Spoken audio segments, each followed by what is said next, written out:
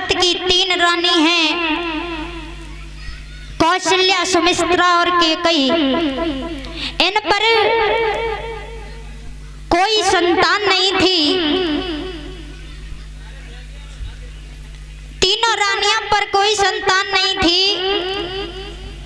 तो राजा दशरथ मन में सोच रहे हैं कि मुझ पर चौथापन आने वाला है, लेकिन मेरी 3 रानी है, किसी के गर्भ से पुत्र ने जन्म नहीं लिया है।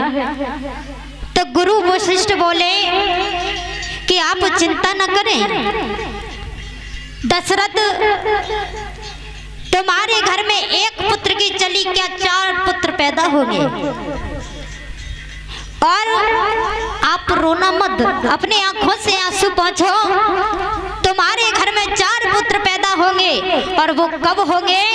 जब आप अपने घर पर पुष्ट एष्टि यज्ञ करवाओगे तब।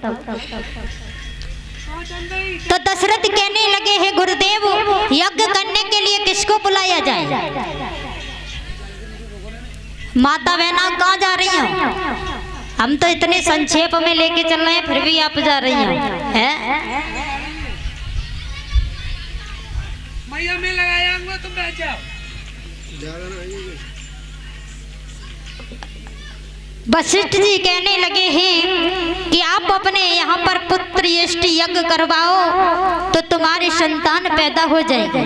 तो दशरथ कहने लगे, हैं गुरुदेव, यज्ञ करवाने के लिए किसको बुलाया जाए? तो वशिष्ठ बोले हैं आप श्रृंगी ऋषि को बुलाइए। तो राजा दशरथ ने श्रृंगी ऋषि को बुलाया यज्ञ करवाने के लिए। राजा दशरथ के यहाँ पर दरबार में यज्ञ हो रहा है। यज्ञ में सभी बैठे हैं। जैसे ही यज्ञ हुआ, पूर्ण आहुति हुई है, तो अग्नि देव चरु का कटोरा लेकर के प्रकट हुए, खीर का कटोरा लेकर के प्रकट हुए और कहा, महाराज दशरथ, ये लो खीर अपनी 3 रानियों को खिला देना, तुम्हारी रानियां 3 गर्भ धारण हो जाएंगी।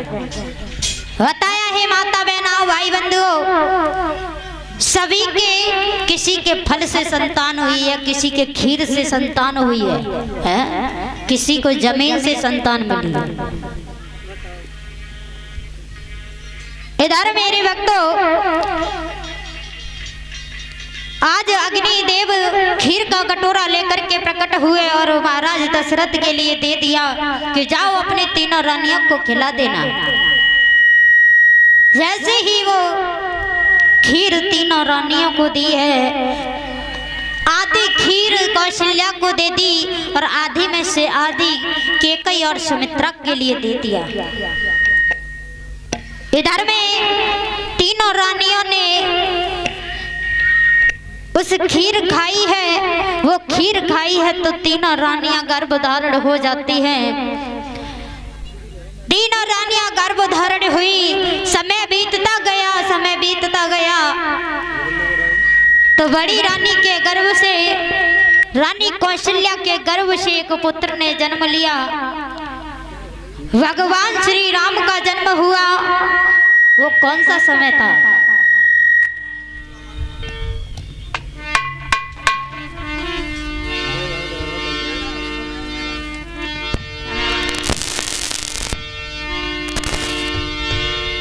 जब प्रभु श्री राम का अवतार हुआ तो कौन सा दिन था?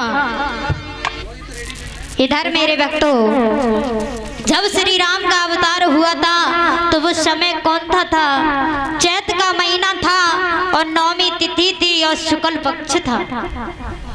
भगवान का प्रिय मुहूर्त था। दोपहर के 12 बज रहे थे।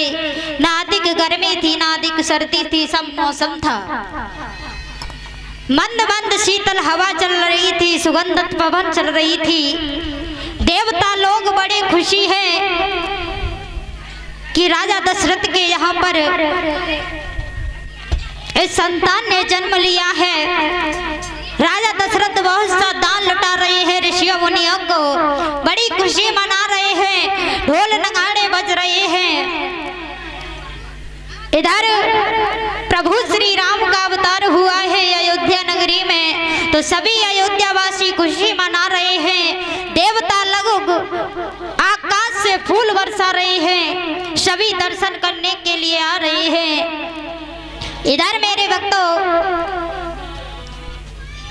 कौशल्या के गर्भ से जो पुत्र पैदा हुआ है उनका नाम राम पड़ा है, और कैकेयी के गर्भ से पुत्र पैदा हुआ उस पुत्र का नाम भरत पड़ा है, और सुमित्रा के गर्भ से पुत्र पैदा हुआ है। 2 पुत्र पैदा हुए हैं, राम और शत्रुघ्न, लक्ष्मण और शत्रुघ्न। इधर जब विश्वामित्र भी आए थे, जब राजा दशरथ दान लुटा रहे थे तो विश्वामित्र ने कहा था कि हे राजा दशरथ, मैं आपसे दान पुण्य तो नहीं ले रहा हूँ, मैं जब यज्ञ करता हूँ तो राक्षस लोग मुझे यज्ञ नहीं करने देते हैं, तो आप मुझे राम और लक्ष्मण को दे देना। इधर मेरे भक्तों, राम और लक्ष्मण जब धीरे धीरे बड़े हुए हैं, जब बड़े हुए तो विश्वामित्र आज दशरथ के पास पहुंचे और कहने लगे हैं, राजा दशरथ, आप मुझे अपने ये दोनों पुत्र दे दो, राम और लक्ष्मण। क्यों? दशरथ में जब यज्ञ करता हूँ तो राक्षस लोग यज्ञ नहीं करने देते हैं, उसमें विघ्न डाल देते हैं।